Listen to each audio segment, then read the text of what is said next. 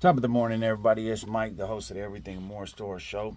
Now, today, I wanted to talk to you guys about eBay and what they're capable of and what they're not capable of, and maybe certain setbacks that they may have in the future of e-commerce. Right. So, first and foremost, let me just say that eBay has the oldest software. It's extremely template and old. Okay, it's not like new where there's no. If it was, you probably wouldn't have the ability to sell like used perfumes and this type of thing. Even though you're not supposed to, a lot of people do this, right?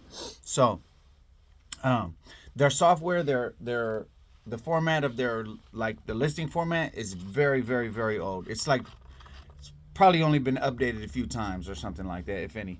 So, they're being that their software is so old, I feel like they're prone to like a lot of the issues that a lot of these new companies aren't facing because they upgraded the way that the format of the listings to avoid certain problems, right? So, I'm just gonna share a couple personal experiences with you to let you know, like they're for sure not perfect. Like they make mistakes. These things happen, and you sometimes will pay for those mistakes, right? So number one, right? It's a little tight on me. Number one, okay, is so I had sold a perfume one time, right? This perfume was a Yves Rocha, some special. I want to say I forget the country. Some one of those fancy European perfumes that's hard to find, vintage, blase, blase, right? I sell it to this lady, right? Somewhere else. I don't even know where she lives. Somewhere not here. I sell it to her. I send it to her. I send a follow-up message. Hello and good afternoon. I'm pleased to inform you that your item has been shipped and tracking has been uploaded. Thank you so much for your purchase. I hope you get the best use out of it possible and have a fantastic rest of your day. Right? Send my message. Customer service is done. Executed good. The package was wrapped correctly and in bubble wrap. You get what I'm saying? So everything was smooth, right? So I send it to her. I want to say about maybe a month later, around there, she messages me saying that, mind you, it's been sold, it's been done, everything's done, it's over, right? She messages me saying something in regards to she doesn't believe that the perfume was authentic because she's used this perfume for many years and this smells different than the one she's been using or something like that. And then I assured her, I'm sorry, but I only sell authentic merchandise. I'm sorry you feel that way, but no, that's not the case. She says, well, I have use for the item anyway, or something like that. So that, I kind of smelled some BS from the moment that I was like, come on, bro. Like, no. It was that timing was like, if it's like right away, if you get it and you immediately like, hey, hold on, this isn't right, blah, blah. Then like, because you got to remember, we're getting a lot of stuff from sources that aren't necessarily accountable. So you get a bunch of stuff at the thrift store, like the one I'm at, they sell all kinds. They don't care. They sell open, closed, whatever. They don't. They're in super violation of a lot of rules, right? With for the health inspector and all that stuff, right? So the point is that basically in a nutshell, from time to time you can get things maybe that aren't authentic or whatever, and you might not know, right? So anyway, but the whole thing is the timing was off. Like it's a month and some change later or something like that. I'm like, I'm sorry, no, blah blah blah. That was that. She messages me back like I want to say like close to like 2 months, like tripping. It was one of those telebanging situations where you just don't even want to respond. I don't want to respond to this. Plus, it's past the point where they can give you bad feedback. So, like, I'm not going to argue with you, man. Like, I'm sorry that you feel that way, but no, I'm not going to give you your money 2 months later. Anyway, she somehow gets. Oh, so she sends for the return. Mind you, they can't. 30 days they have to do a return. Once they receive the item, they have 30 days for the return. If it's past 30 days, it's the policy. They cannot receive a return, right? This is not me. This is eBay's policy, right? So she had the whatever the amount of time to do the return, then do the return. Then somehow the software allows her to send in for a return. So they sent to me. Now, I don't accept returns, so it gives me the option. Of course, I deny it 2 months later. And I already told you from the beginning that I do not accept returns, right? So I deny it. That was that. So she like gets all mad, sends a couple more messages, and it goes to eBay with her gripes and grievances, and they snatch the whatever it was, like $60, whatever, and issue the return, right? You have 30 days to do a return. So they're breaking their policy, right? So the point is that I end up getting my money back. I made a big stink, like, nah, if I have to follow this policy, you do as well. This is the policy that you laid out for all of your sellers and buyers. This is the clear, it's crystal clear. It's I can have it in writing and I'll send it to you. You know what I'm saying?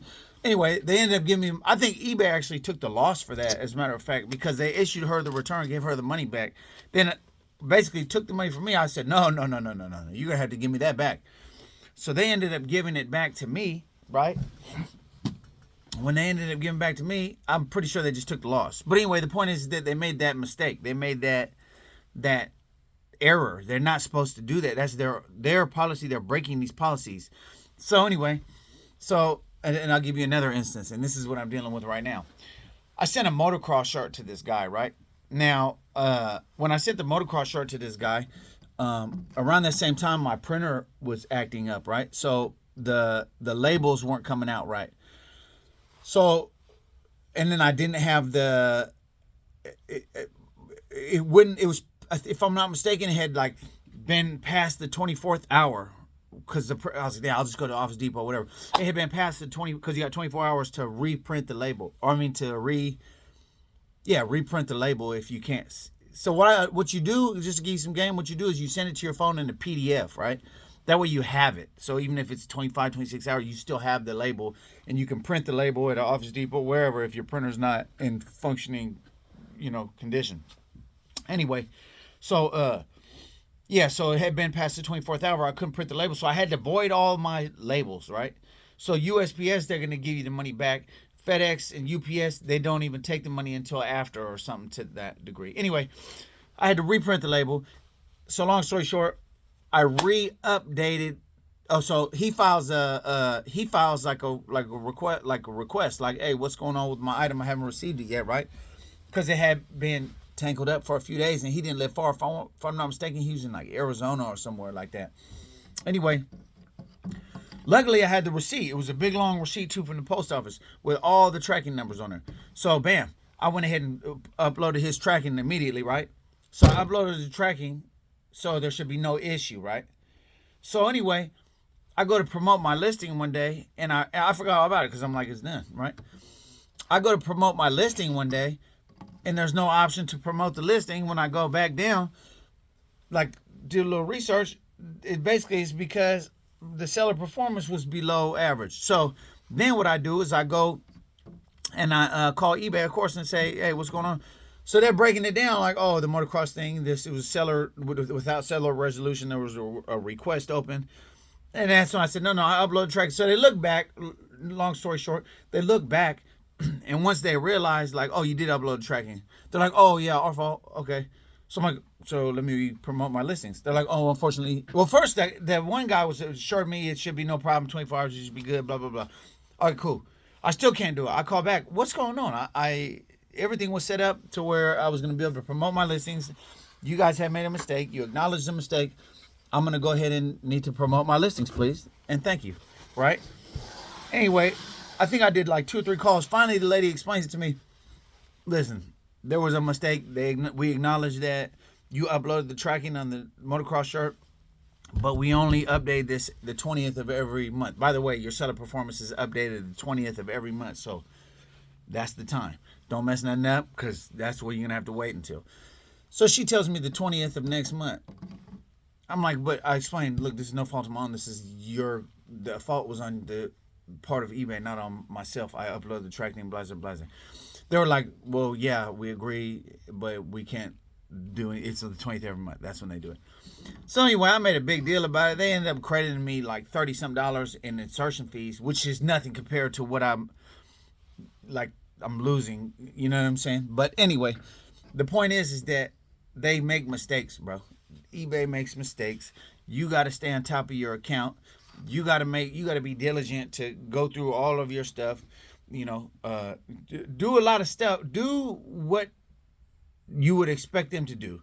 Just because you don't know if they're going to be diligent, like you're going to be diligent in monitoring your account. You are the chief controller of your account. I mean, they control it, obviously, but they can make mistakes, man. So don't put yourself in a position to have them make mistakes, man. Their software is old, which is a good thing for sellers as well, because we can actually kind of like, there's certain things that you could get away with on eBay that you would never ever get away with on Amazon, or, you know, I don't know too much about Poshmark and all this other stuff. But anyway, the point is, man, is just stay on top of your account, man. And, you know, don't rely on them exclusively to always do what they're supposed to do. Always double check what they was said that they would do, because sometimes they don't do it. It doesn't get done. You can't, they outsource a lot of their work, so they're going to transfer you somewhere in the Philippines. You're going to talk to somebody who can't transfer you to a manager. They're in their house working remotely, or wherever they're working. It's not set up that way. They send an email. We will send an email. Like, all right, bro, that's not what I want. I want to speak with your boss. Anyway, so just stay on top of your account, man. eBay does make mistakes. We're aware of this. So, you know, control your account, double check your account, and all that. I hope this video was beneficial to you. If it is, then please give me a comment, like, and subscribe. Thank you so much for viewing my video, and I'm out. Salute.